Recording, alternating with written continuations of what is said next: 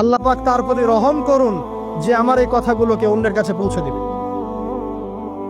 নবীজির ভাষণ। এরপর নবীজি বলছেন, জেনে রাখো নিশ্চয়ই তোমাদের পরস্পরের, মুসলিমদের পরস্পরের সম্পদ, পরস্পরের রক্ত, পরস্পরের এই যে জান মাল ইজ্জত, এগুলো একে অপরের জন্য হারাম। মুসলিমদের পরস্পরের রক্ত, পরস্পরের ইজ্জত সম্মান একে অপরের জন্য হারাম। এর হানি করা একে অপরের জন্য হারাম। ঠিক যেমন আজকের এই দিন হারাম, এই শহর হারাম, এই মাসও হারাম। নবী করিম সাল্লাল্লাহু আলাইহি ওয়াসাল্লাম বলছিলেন, জেনে রাখো তিনটা বিষয়ে যেন তোমাদের অন্তর কখনো খেয়ানত না করে। তিনটা বিষয়ে তোমাদের অন্তর যেন কখনো খেয়ানত না করে। এক, তোমরা যে কাজটাই করবা শুধু আল্লাহ পাকের সন্তুষ্টির জন্য করবে। তোমরা যে কাজই করবে শুধু আল্লাহর সন্তুষ্টির জন্য করবে। তোমাদের শাসক বর্গের কল্যাণ কামনা করবে। তোমাদের শাসক বর্গের কল্যাণ কামনা করবে। 3 নাম্বার, মুসলিমদের জামাতকে আঁকড়ে ধরে রাখবে। মুসলিমদের ইউনাইটেড কমিউনিটিকে আঁকড়ে ধরে থাকবে। এই তিনটা বিষয় পালনের ক্ষেত্রে তোমাদের অন্তর যেন খেয়ানত না করে। এদিন সূর্য ঢলে যাওয়ার পরে নবী সাল্লাল্লাহু আলাইহি ওয়াসাল্লাম আরো বললেন, শুনে রাখো হে মানব জাতি, এটা ভালো করে শোনেন, শুনে রাখো হে মানব জাতি, নিশ্চয়ই আমি মুহাম্মদ সাল্লাল্লাহু আলাইহি ওয়াসাল্লাম জাহেলি যুগের যত কুপ্রথা আছে সমস্ত কুপ্রথাকে আমার পায়ের তলে পিষ্ট করে গেলাম। জাহেলি যুগে কি ছিল ভাই? শিরিক ছিল, সুদ ছিল, মাদক ছিল, নারীর অবমাননা ছিল, কন্যা সন্তানকে দাফন করা হতো, রক্তক্ষয়ী, হানাহানি, মারামারি, কাটাকাটি ছিল। এগুলো সবকিছুকে আমি আমার পায়ের তলে দাফন করে গেলাম। এটা কি দাফন হয়েছে? তিনি বলছেন, নিশ্চয়ই আমি জাহেলি যুগের সুদকে আমার পায়ে তলে পিষ্ট করে যাচ্ছি। সর্বপ্রথম যার সুদ আমি পিষ্ট করছি তিনি হচ্ছেন আব্বাস ইবনে আব্দুল মুত্তালিব, আমার চাচার সুদ। নিজের পরিবার থেকে দৃষ্টান্ত স্থাপন করলেন।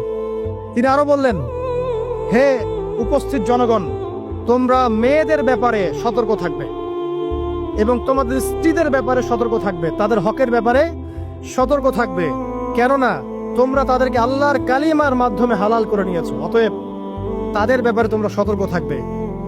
তোমাদের উপর তাদের হক হচ্ছে তোমরা যা খাবে, যা পরবে, তাদেরকেও তাই খাওয়াবে, তাই পরাবে।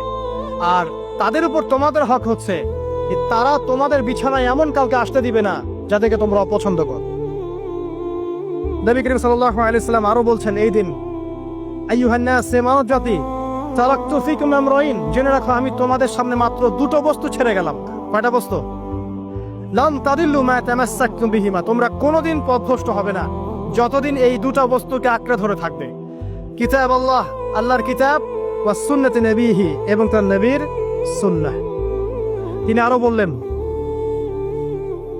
আল মুসলিম, জেনে রাখো প্রকৃত মুসলিম সে ব্যক্তি, মান সালিমাল মুসলিমুনা মিন লিসানিহি ওয়া ইয়াদিহি, যে ব্যক্তির হাত এবং জবান থেকে অন্য মুসলিম নিরাপদ থাকে সেই ব্যক্তি হচ্ছে প্রকৃত মুসলিম। আল মুহাজির, আর প্রকৃত মুহাজির সে ব্যক্তি, মান হাজারা মা নাহাল্লাহু আন, আল্লাহ পাক যা নিষেধ করেছেন সেখান থেকে যে দূরে থাকে সেই ব্যক্তি প্রকৃত মুহাজির, মানে হিজরতকারী। তিনি আরো বললেন, মনে রেখো আমি তোমাদের সবার আগে হাউজে কাউসারে চলে যাব, সুবহানাল্লাহ, এবং সেখানে আমি তোমাদের জন্য অপেক্ষা করতে থাকবো। অতএব শোনেন, অতএব তোমরা আমার চেহারাকে কালিমালিপ্ত করো না, মানে আমার চেহারায় কালিমালিপ্ত করো না, আমার নাম নষ্ট করে দিও না। আমি তোমাদের সংখ্যাধিক্য দেখে আল্লাহর কাছে গর্ব করব, আমাকে তোমরা অপমানিত করো না। আজকে কি আমরা তার দায়িত্ব পালন করে উম্মাহ হতে পেরেছি? নবীজি বলেছেন, তা আমার চেহারাকে কালিমালিপ্ত করো না, সুবহানাল্লাহ। তিনি বলছেন, ওই সময় কিছু মানুষ থেকে আমি মুক্ত হয়ে যাব আর কিছু মানুষ আমার থেকে মুক্ত হয়ে যাবে। বলা হলো, কারা ইয়া রাসূলুল্লাহ? তিনি বলছেন, আল্লাহ পাককে আমি বলবো, ইন্নাহুম মিন্নি, হে আল্লাহ এরা আমার উম্মাহ, এরা আমার উম্মত, আমার সাহাবী। আল্লাহ পাক বলবেন, ইন্নাকা লা তাদরি মা আহদাসা বা'দাক, তুমি জানো না হে নবী, তোমার মৃত্যুর পর এই মানুষগুলো, পরবর্তী মানুষগুলো তোমার দিনের মধ্যে কত বেদাত সংযোজন করেছিল। তিনি আরো বলেছিলেন, হে জনগণ, জেনে রাখো প্রত্যেক পরিবারের জন্য প্রতি বছর একটা করে পশু জবাই করার বিধান। প্রত্যেক পরিবারের জন্য, সামর্থ্যবান পরিবারের জন্য প্রত্যেক বছর একটা করে পশু জবাই করার বিধান রয়েছে।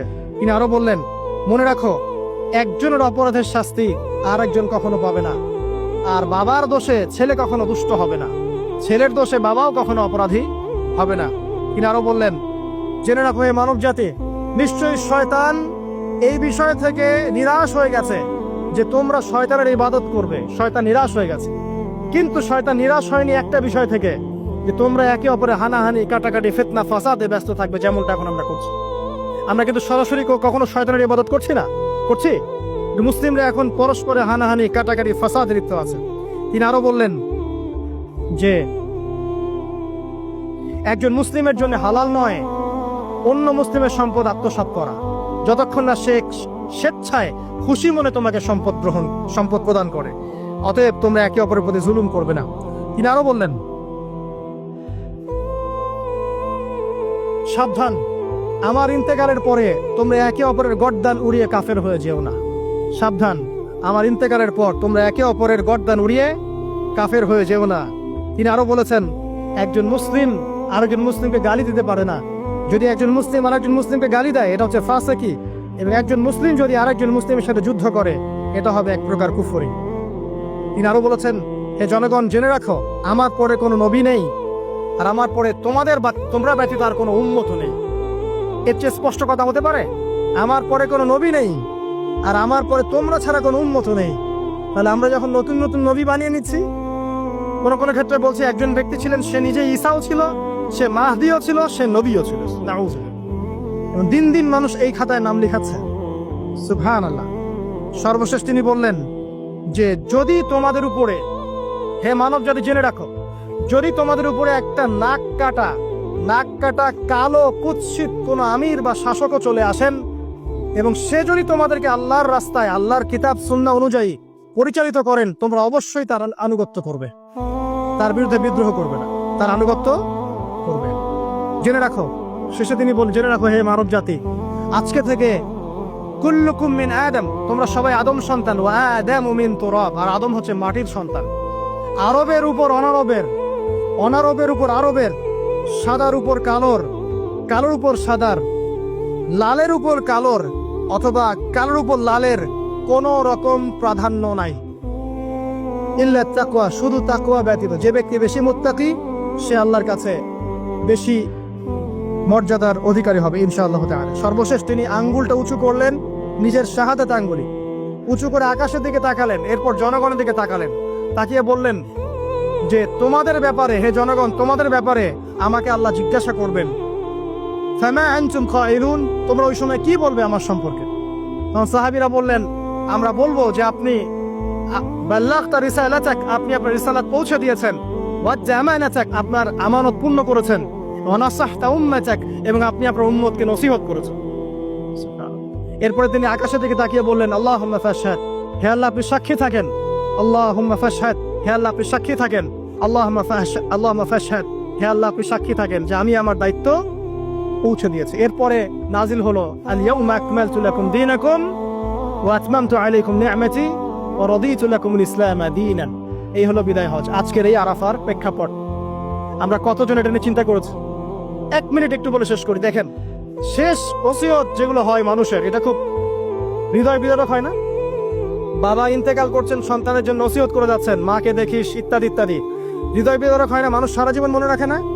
বাট আমরা আমাদের এই ন্যাশন, এই উম্মাহ, নবী সাল্লাল্লাহু আলাইহি সাল্লাম উম্মাহ বলে আমরা যারা দাবি করছি, আমাদের মধ্যে বেশিরভাগ মানুষ নবী সাল্লাল্লাহু আলাইহি সাল্লামের শেষ এই নসিহতগুলো ভুলে গেছি আমরা।